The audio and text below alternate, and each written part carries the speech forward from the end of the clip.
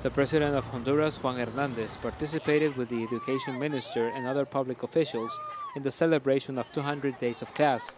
The goal of the government is to avoid any strikes during the year, but not necessarily by solving the problems that have generated the protest.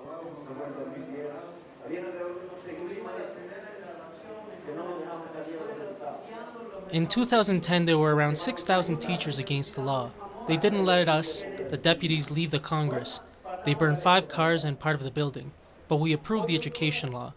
Now Honduras has direction, and today, in the name of the people of Honduras, I want to say thank you to all the teachers because we owe the 200 days of class to you.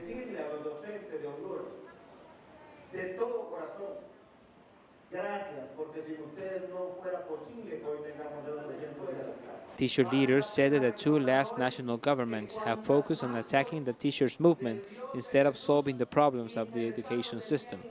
Nobody can be sad for having 200 days of class, but for the Honduran teachers movement and basically for the majority of the Latin American teachers movements, the problem is that governments have focused their efforts on attacking them, on taking away their rights. The Minister of Education has also complained about the lack of national government support, arguing that education isn't being made priority.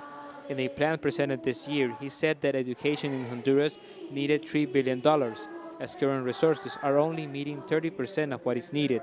Some towns don't have a school, and in many cases there is just 1 teacher for 6 classes.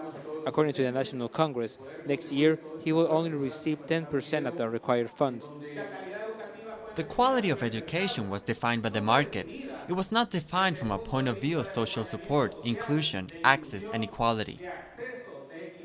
The government of Honduras celebrated 200 days of class and assured that the control over the teacher movement will continue, that in the next years there will be no raise in the salaries and no raise in the budget for education, even though the president assured that this is part of a strategy that in the long term will bring results for the education of Honduras.